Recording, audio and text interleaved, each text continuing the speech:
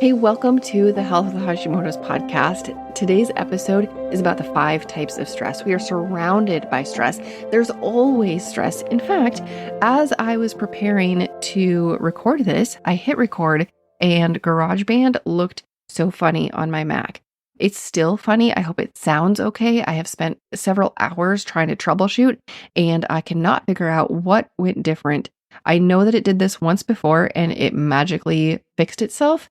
Like the next day, I don't know, I've turned off my computer, I've turned it back on, I've restarted everything. I've done so many things.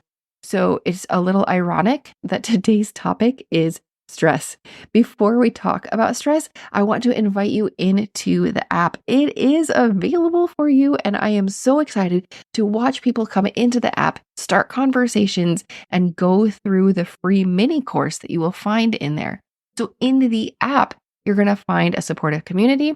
Obviously, I'm just, starting the app. So the community is tiny right now, but we are supportive.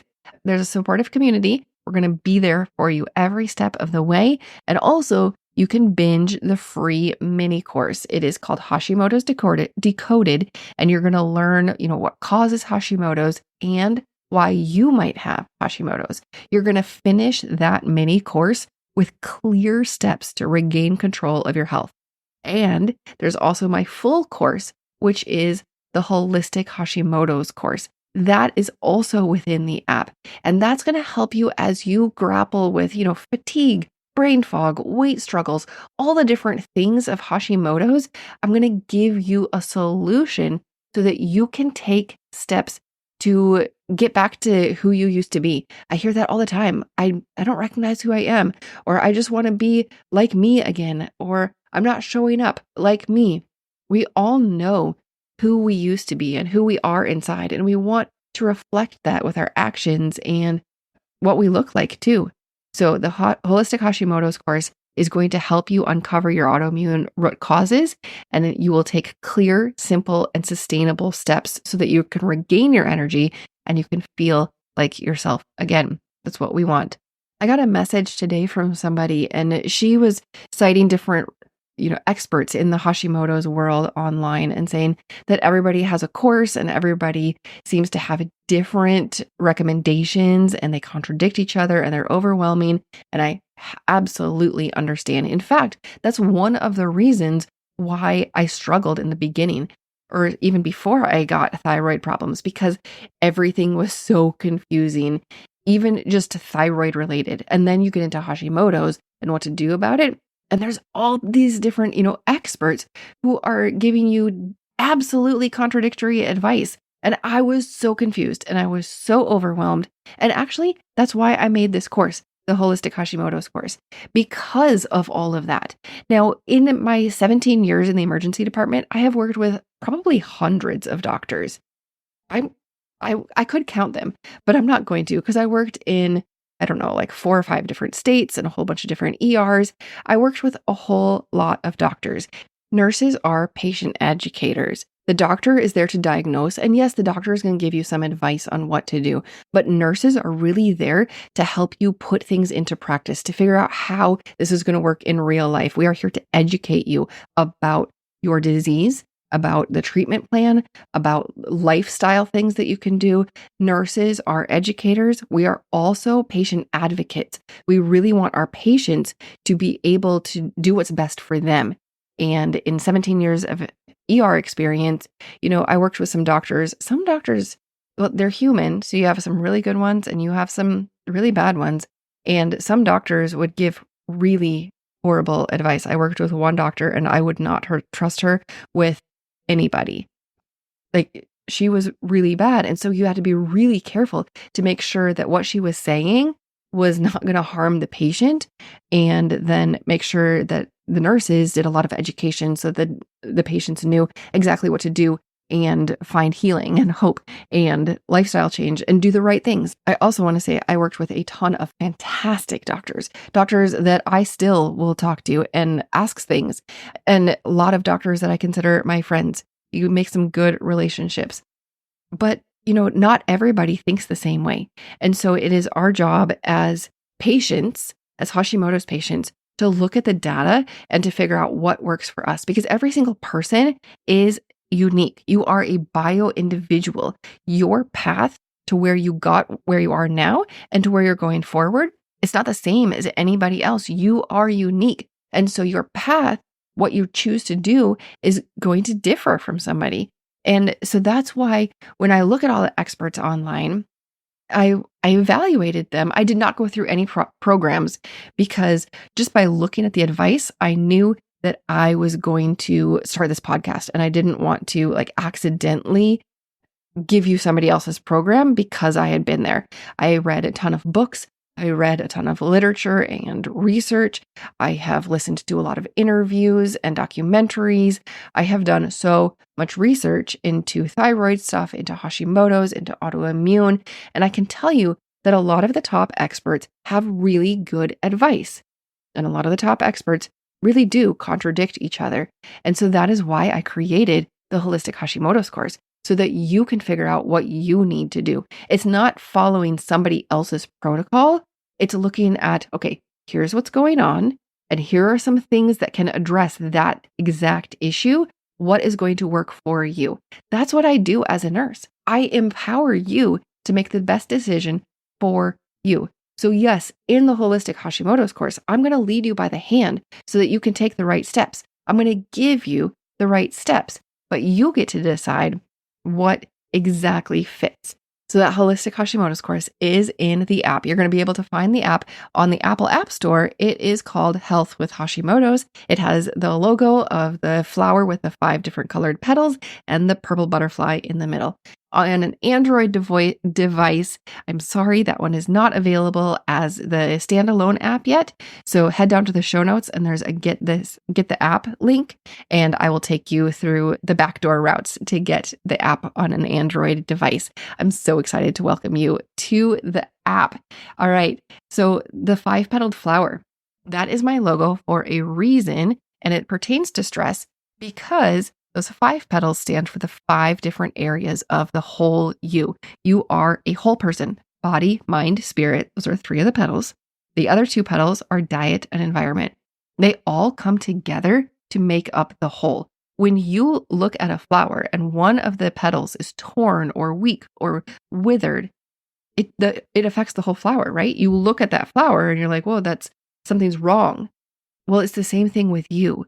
You are a whole person, and all 5 areas need to be considered. And so when we talk about stress, we're going to talk about the 5 areas of stress and what you can do. But number 1, I want you to know, don't let stress you out. We're going to talk about stress. I'm going to bring up a lot of things, a lot of different stressors. Don't let stress you out. I do not want this episode to increase your stress. I want this episode and every episode that I give you to empower you to make small changes. And yes, small changes. So number 2, pick one thing to do.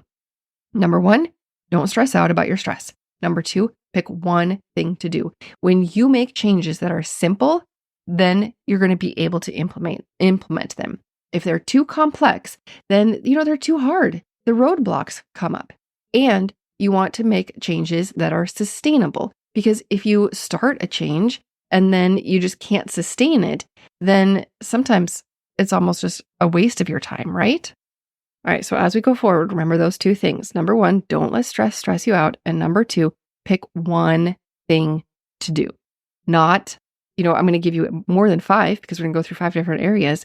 So don't pick all 5, just pick one thing. Let's talk about stressors in your physical body first, because it's easy, right? Now, physical trauma, that's a stressor. That is stress. It is stress how you respond to it. And so that's kind of an emotional piece. But just think, you get into a car accident or you fall on your bike. That's a physical stressor. And there's other kinds of stressors too that are physical.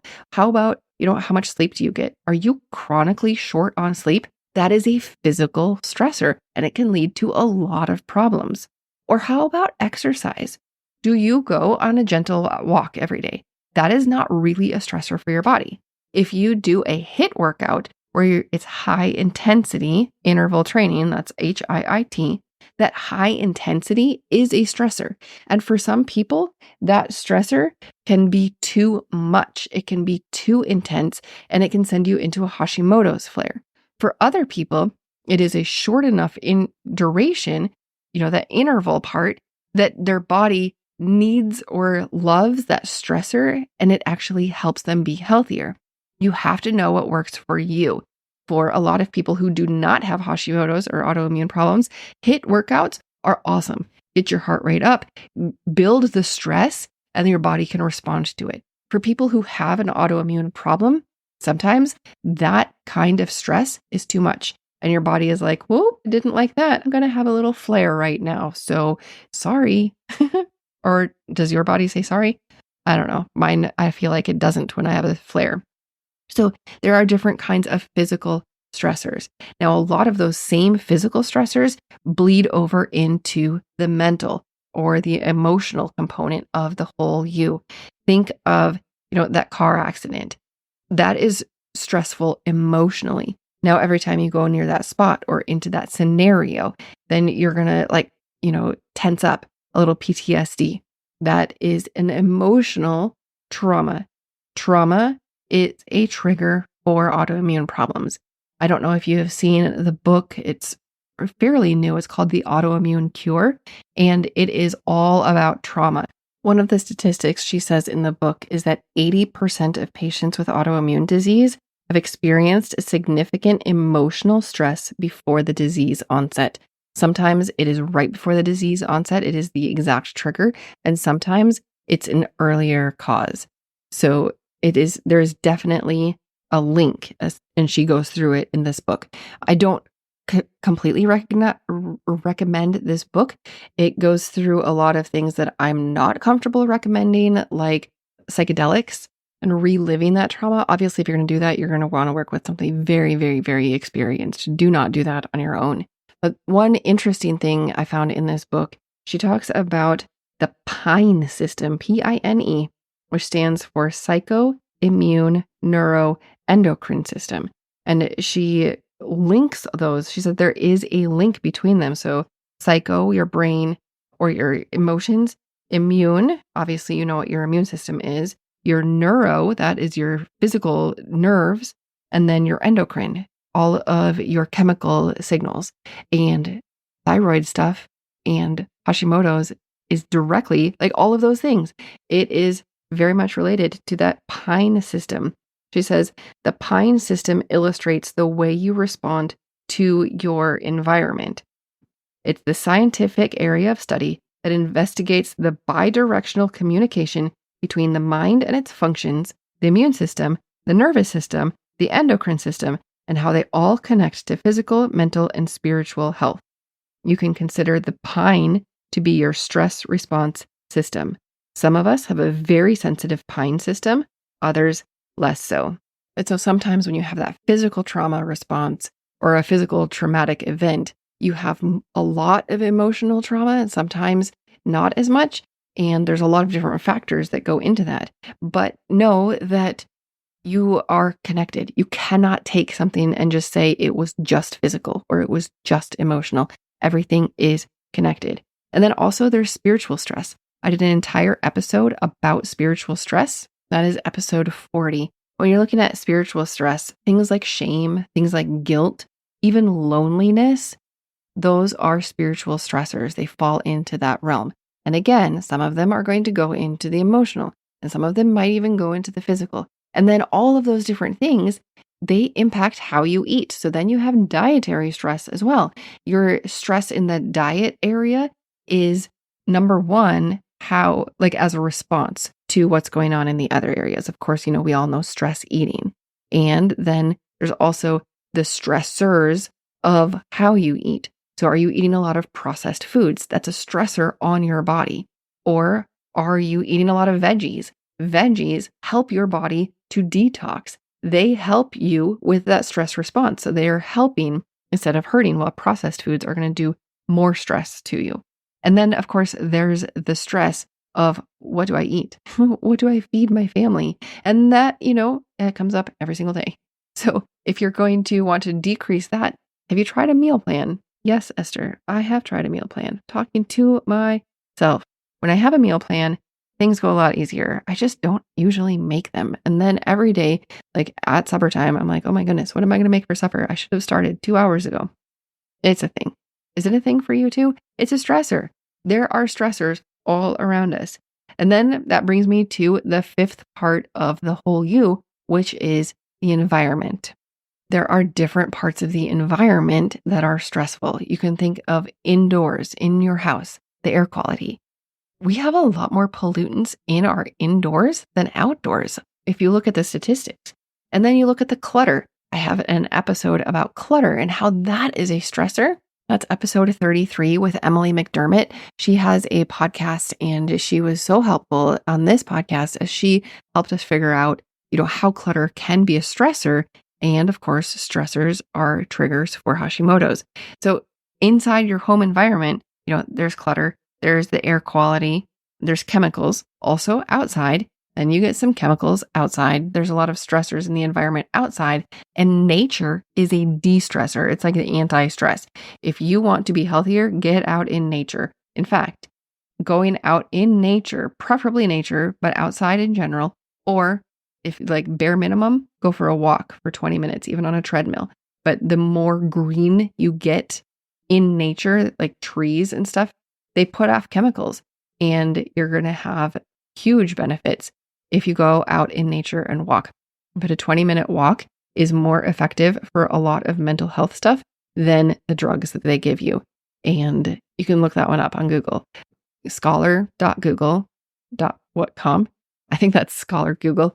There's so much interesting information about how physical exercise can be better for you than medications. And I'm not telling you to stop your medications, but I am telling you, be empowered to know the different things that are going to help you in your health journey.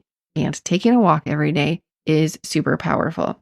But then back to environment, then think about the people you're around, or think about your work environment.